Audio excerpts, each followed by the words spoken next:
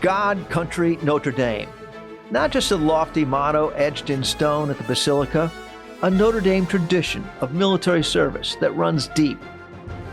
From Father Corby's chaplain duties in the Civil War, to the Navy taking over the campus in World War II for officers' training, many sons and daughters of Notre Dame have and continue to serve around the globe. A Memorial Day tribute to one of Notre Dame's more unexpected casualties of war, Army Major Mark Connelly, class of '78. A pre-med student and North Quad zombie, his lacrosse club teammates called him the Stork. After graduation, he joined the Army to pay for Georgetown Medical School. After his 7-year active duty commitment, he continued to serve as a doctor in the reserves and was reactivated over Christmas 1990 for the Gulf War. And what did happen? Well, he was killed 2 hours after the ceasefire on February 28th on a road leading out of Iraq. His widow, P.J. Kane Connelly, also class of '78, reflects on his life as a servant leader in service to his profession and country. I'm news correspondent and former Marine Captain Mike Cerre, class of '69, and this is God, Country, Notre Dame. P.J. Kane Connelly Duling, class of '78. Thank you for joining us today. Thank you. It's a pleasure to be here. Yes, this is a very special edition of our annual Notre Dame Memorial Day Alumni Association tribute, and we really appreciate your sharing your story about your family's contribution to the tradition of God, Country, Notre Dame. Thank you. Now, since you were both Domers, curious to know how you two got together at campus there. Well, we got together the first week of freshman year, the annual comeback picnic on the quads. And my husband was out playing lacrosse, and he had an old-fashioned style wooden lacrosse stick. And I went up to my dorm room and I got my old-fashioned wooden lacrosse stick, and we started playing catch together, and that's how we met. First week of freshman year. What a romantic start at Notre Dame, playing lacrosse on the North Quad. You were at Farley and he was at Zom. I thought he was a pretty normal guy. I didn't know he was a zombie. He was a zombie, all right, true and true. Yeah. Now, I was a Notre Dame lacrosse member myself back in 1969, and it's hard for me to visualize any kind of romantic connection coming out of the Notre Dame Lacrosse Club. Well, we ate in the North Dining Hall all the time. Of course, we had some classes together, and we just became fast friends before the romance started. So that's how it happened.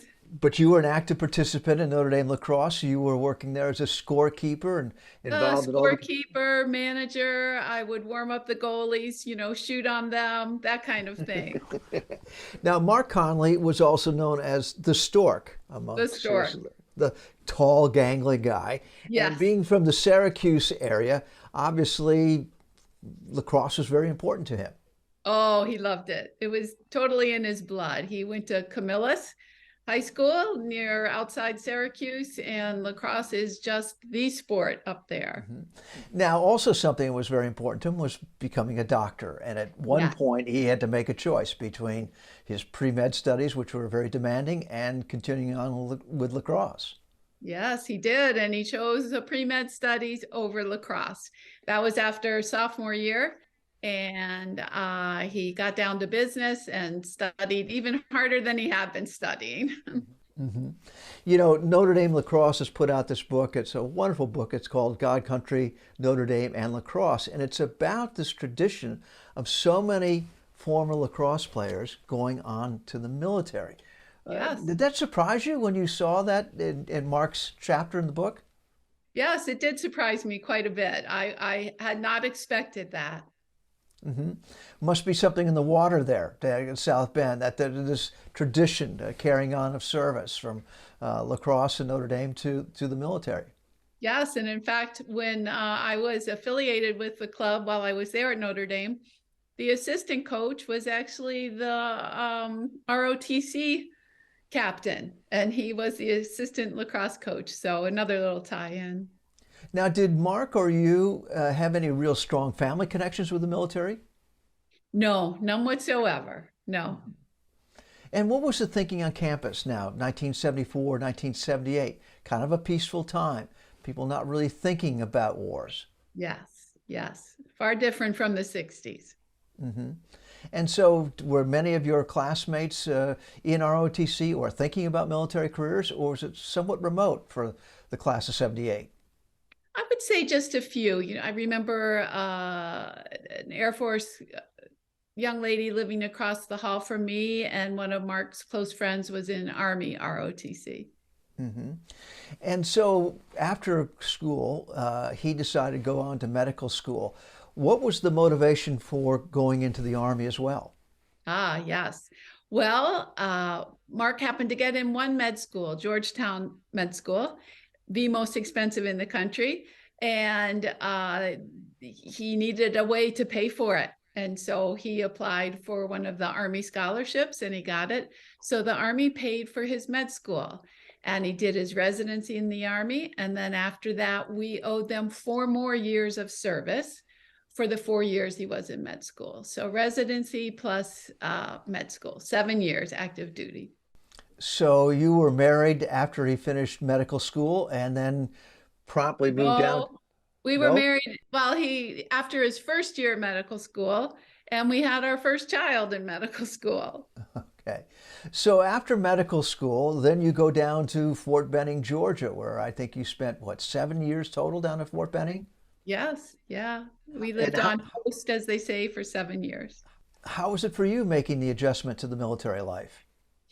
At first, I was a little intimidated, but everyone is like family on an Army post. And so we made fast friends there. And at that time, most wives in the military were stay-at-home moms. So I had lots of great friendships, great place to raise young kids, great place to raise young kids. So Mark, doing his residency at Fort Benning, decided to go all in Army. Yes. What did he do that surprised you the most about going the next step with the Army? What surprised me the most was he went to airborne school and took the 3 week training of jumping out of planes. And I just remember thinking, you've got a lot of education in your brain. Why are we doing this? But he just thought of it as a challenge. So here he is. He's a doctor and he's jumping out of airplanes. And Yes. is he all gung ho now? Is he full oorah Army Airborne? Well, I'm not so sure how oorah he was, but he was proud of it. He was what I don't know in Army lingo, they call you a 5 jump chump. You go to airborne school, you jump 5 times, and you never jump again. But he was very much immersed into the Army culture at Yes, that point. yes, he was. And then after serving 7 years in the military, he decided to leave the military and go on to a civilian career, Yes, moving to the Lancaster, Pennsylvania area. yes. Uh, Yes. did you think at that point the Army was way in your distant past? Well, I really didn't. Neither of us did. When you live on an Army post for 7 years and every morning you wake up to a bugle call and at night at 5 o'clock you hear them play taps and everyone on the Army post stands still, stands towards a flag and puts their hand over their heart, you become patriotic. And so we had talked that he would probably stay in the reserves. But what were you thinking of the prospects that he'd actually be called up to active duty again? Never crossed our minds. The reserves had not been called up since a postal strike while Richard Nixon was president. So we thought he would have some weekend duty every 3 months, and we never dreamed he'd get called up and into a war theater. So here he is practicing family medicine at Lancaster General Hospital. You have 2 kids, you got a dog, you're well on your way to a whole new life. And then August 1990, the rumblings of the Gulf War with Iraq's invasion of Kuwait. Were you watching the headlines very closely and still saying, well, that's out of sight, out of mind for us. We've done our service? Yes, that's exactly what we did. And how did that all change? You remember when you found out that he would be deployed? Yes, it changed very, very quickly. He was called up, I believe, maybe the first week of December. He got his orders the week after that, and he was called up to the 142nd of Connecticut, and he left about 4 days after he got his orders, or maybe This is, the day after he got his orders. It took about a week to get his orders for Desert Storm. and now this is Christmas 1990, and by early January, he's in the Middle East, having flown into Riyadh. Over 700,000 Americans were deployed into that area. And so, how much contact did you have with him while he was moving towards the border? Right. So, of course, lots of letter writing, 2 or 3 letters a day, and we'd write the same amount back. And I would say every 2 weeks, he'd call me on some type of field phone, and he'd get in about a 2 or 3 minute conversation with me. It was usually in the middle of the night. Couldn't he tell you much about what he was doing? He couldn't tell you where he was, but what kind of work was he doing over there as a doctor? Well, actually, for the most part, he was treating troops at that Mm. point. And then once they started to advance into Iraq, um, I think he treated a few Iraqis, and then that was about it. You know, that led up to the day he was killed. So he mostly treated our own troops. Hmm. Hmm. Now, I was reporting over there for ABC News, and of course, my family was very glad to see that with the combat activities were very short-lived. They were Yes. over by the end of February. And in fact, I pulled this out of my February scrapbook. 28th. Yes. Yeah, and this was dated, yes, this was dated the 26th of February. The pullout Yes. was underway. So at that point, did you think, okay, this is over. It's been a difficult chapter, but it's over. I did think that, but I remembered a friend called and she said, "Oh, are you so happy?" I said, "Well, I'm very happy. I haven't told the kids yet because I'll be really happy when I see him come off that plane, because there is you never know what's going to happen. You just never know." But yes, I was thrilled. Mhm. And what did happen? Well, he was killed 2 hours after the ceasefire on February 28th on a road leading out of Iraq. And we've never quite ironed out if he was killed by a landmine, if he was killed by a cluster bomb. And so his official death certificate reads he was killed by an explosive device within the vehicle he was riding in. Now, I know that road that he was on. I was on that same road that I same know you day, told me. and it was filled with the carnage of the war, a massive destruction from the shock and awe campaign and through the combat itself. And the other thing that was happening was a lot of Iraqis in the desert that Yes. were either surrendering or trying to find safe haven. And so it's kind of a chaotic situation. And so on that road out, I can imagine what he must have been thinking that he was close, it was almost over, and he was Yeah. probably less than 20 minutes away from the Saudi border. Right. He, I got his journal back, and in a couple of the margins, he would say war is chaos. So I can totally envision what you're speaking of that day about the chaos of war. And so I understand that. Yeah. The notification, you said you were almost shocked when you found out he was being deployed, and Yes. now this final notification. Yes. It was a Sunday afternoon. It was bright and sunny. My parents were there visiting. We were going to go out to dinner, and the doorbell rang just like you see on TV or something. And I looked out the window and I knew right away because it was 2 Army men. And I knew that if he had been wounded, the Red Cross would have called me. But when he's been killed, they send someone the rank of your loved one and then a chaplain rank. And I knew right away that before I even opened the door.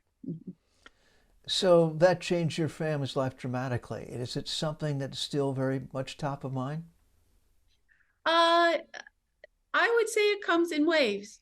Um, uh, it was actually hard to go back and get you pictures because you saw him there. He was so very young, and a very bright man, and a fantastic husband and father. And so, yes, it just comes in waves, but we have a really deep faith in Jesus Christ, and that is what got us through this. Hmm. Hmm. And how does your family treat Memorial Day? Anything different over the years? Oh, initially I would always have a picnic, invite lots of friends, and the kids would just have fun. And now my son has a little Memorial Day parade in his neighborhood, and we go to that. And my daughter does the same kind of thing. We love the day. We're honored by the day, but it's not something that overshadows our life. We've experienced healing. So, yeah. Mhm. Back at Notre Dame, there's the Clark Memorial Fountain near the North Quad, where you met Mark Connelly back in 1974. It's dedicated to nearly 500 Notre Dame grads who lost their lives in service to their country. Is it a place that you think you will go back to? I have been back to it probably once or twice. Now I'm going to start to tear up. It, having met Mark the first week of college at Notre Dame, I knew Mark all 4 years every day. So to go back is kind of tough. I like it. I love to show my kids. My son got into Notre Dame, but he decided not to go. But I got to admit, it's tough. It pulls on my heartstrings. Mhm.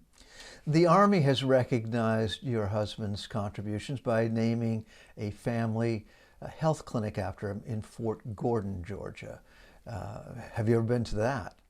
Yes, I was there with my children. It was about a year after Mark died, or even less. And I was there for the dedication, and it was very meaningful.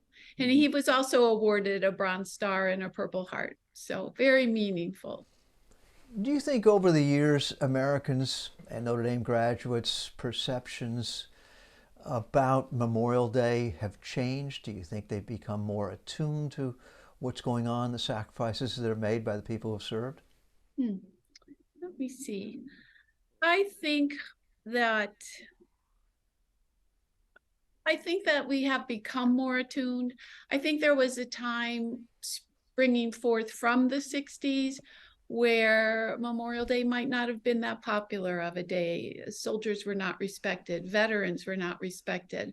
But I believe now that tide has turned. Hmm. Hmm.